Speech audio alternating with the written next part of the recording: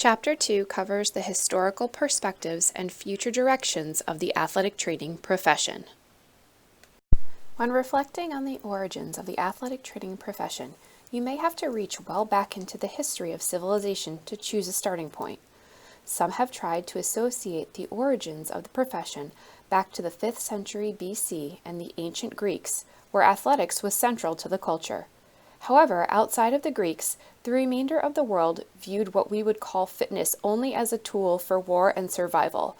The evolution of physical activity and organized sport, combined with a need to rehabilitate soldiers returning from the wars, is where the beginning of the profession lies in about the 19th century.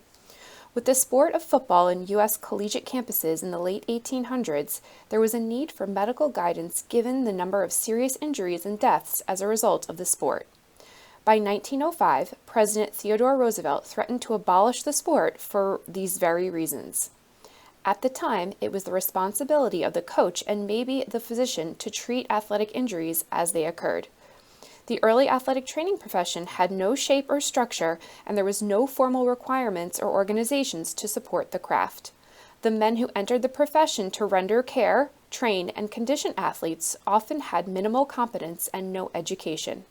The journey from a group of poorly educated bucket and sponge practitioners to a modern allied health profession is directly linked to the development of a professional organization and the establishment of educational and professional criteria. The first National Athletic Trainers Association, or NATA, was organized in 1938 in conjunction with the Drake Relays in Iowa. William Frey, from the University of Iowa, and Charles Kramer, from the Kramer Chemical Company of Gardner, Kansas, formed the original organization. The organization would hold 2 annual meetings a year, one at the Drake Relays and another at the Penn Relays. The tradition of athletic trainers gathering at a common athletic event and forming organizations was a common occurrence. Many state organizations are thriving today have evolved in the same fashion. The first NATA was not meant to be, though. The nation had to contend with larger issues. The entrance into World War II limited any chance of true professional growth for the organization. Many of the young men serving as athletic trainers were called to or enlisted for military service. By 1942, the original organization had 142 members and a financial shortfall. The organization was no longer in existence once the war ended in 1945. Many soldiers who returned from the war were in need of physical rehabilitation.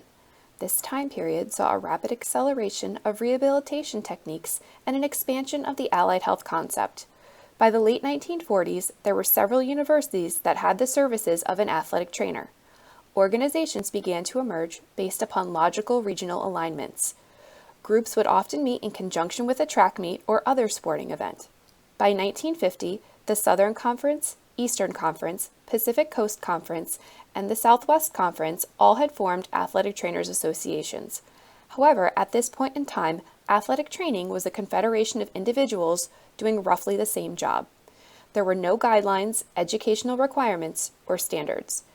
To be a true profession, there would need to be a national organization to address such issues. It would begin in June 1950 in Kansas City, Missouri, thanks largely to the sponsorship of the Kramer Chemical Company, a company formed by the Kramer brothers in 1922 and would later become Kramer Products.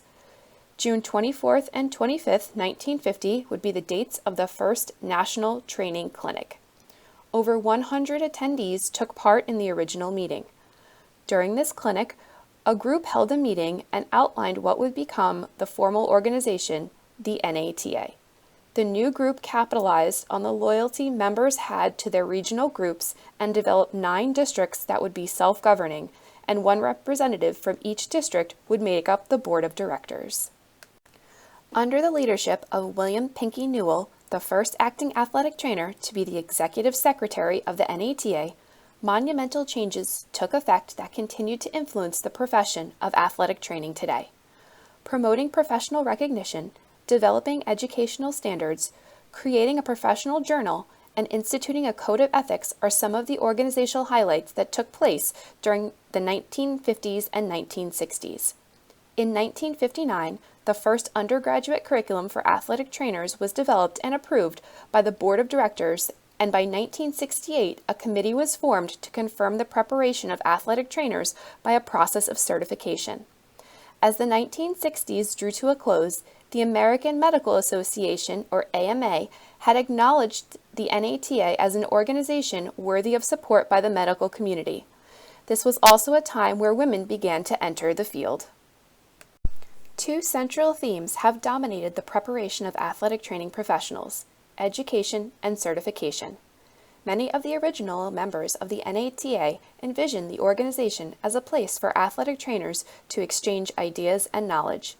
Education would dominate much of the association's activities, both continuing educational opportunities for current athletic trainers and the questions of appropriate preparation of new athletic trainers. Education was not a subject that some of the original athletic trainers embraced outright. Many of these men learned their skills through hands-on apprenticeship as opposed to formal education. However, the pioneers of the NATA had the vision to see that recognition in the medical community could only come through an appropriate path of professional preparation. In 1955, Pinkie Newell, as the National Secretary of the NATA, established the Committee on Gaining Recognition. The committees for education and certification would evolve from this early effort. The development of a model curriculum for the preparation of athletic trainers was a top priority of this early committee.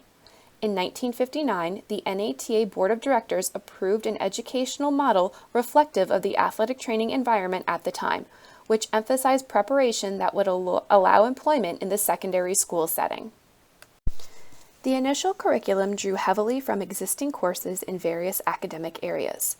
Few courses distinguished the curriculum from existing physical education programs. Despite this early development of the curriculum model, only a few colleges and universities developed athletic training curriculums. During the late 1960s, the Committee on Gaining Recognition was officially divided into two subcommittees: Professional Education and the Subcommittee on Certification, the latter led by Sayers Bud Miller. The 1970s saw significant growth in the number of athletic training education programs. By 1982, there were 62 undergraduate programs and 9 graduate programs approved by the NATA. In the 1980s, the athletic training curriculum evolved to further establish its place alongside established academic areas. In 1983, the guidelines for NATA approved specific subject matter requirements rather than for specific courses. Also at this time, the athletic training educational competencies replaced specific behavioral objectives previously developed in the 1970s. In 1990, the AMA officially recognized athletic training as an allied health profession. Over the years, athletic training has been overseen by various governing bodies, including the AMA's Committee on Allied Health Education Accreditation and the Commission on Accreditation of Allied Health Education Programs. In June 2006, the Commission on Accreditation of Athletic Training Education, or CAATE, was created. This is the current agency responsible for the accreditation of all of the current professional athletic training education programs. In 1968, the NATA's Professional Advancement Committee put forward a proposal that a certification examination be developed for athletic trainers. In June 1969, upon recommendation from this committee, the NATA board allowed those qualified by experience to apply for active membership, leading to certification by the grandfather clause. After December 31, 1969, the grandfather clause was closed and new members would have to sit for the certification exam. The role delineation study for the entry-level athletic trainer was created, which became the blueprint for the certification examination and helps ensure that the test is a reliable measure of the required skills for the profession.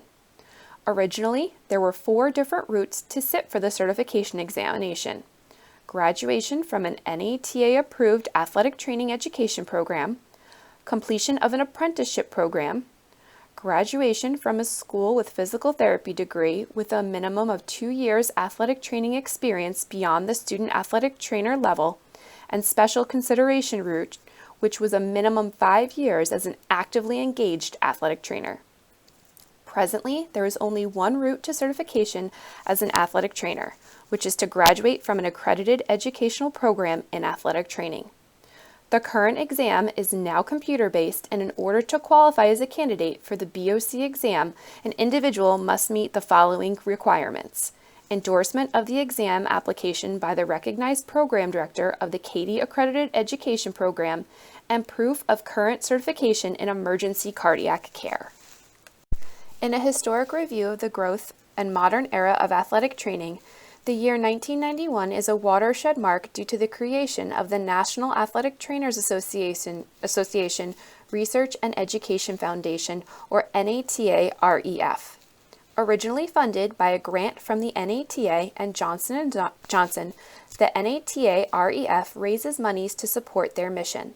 It also encourages scientific research on topics of interest to athletic training professionals with the ultimate goal of improving the health care of the physically active population. The NATA-REF has done this through funding research grants, promoting scholarship, and providing outlets for the exchange of ideas. The foundation also has an extensive scholarship program for undergraduate and graduate students and provides mechanisms to recognize outstanding research scholars through their Medal and Distinguished Athletic Training Researcher, New Investigator Award, and Doctoral Dissertation Award programs. Where does the athletic training profession go from here? An examination of recent NATA publications, symposium meeting agendas, and online discussions point to an exciting future for athletic training.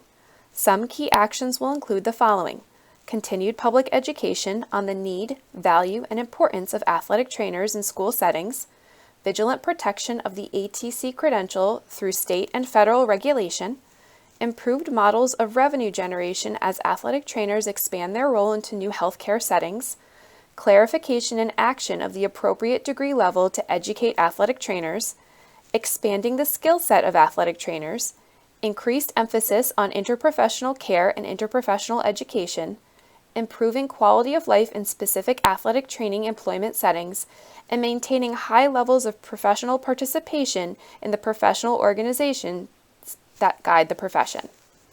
Many of these key topics are currently under discussion and actions are moving forward. One significant change in the past decade is the increased political sophistication and action by the NATA. The Political Action Committee, or NATAPAC, works on behalf of all certified athletic trainers and the people they treat. Their goal is to enhance health care both for those who practice and those who receive care.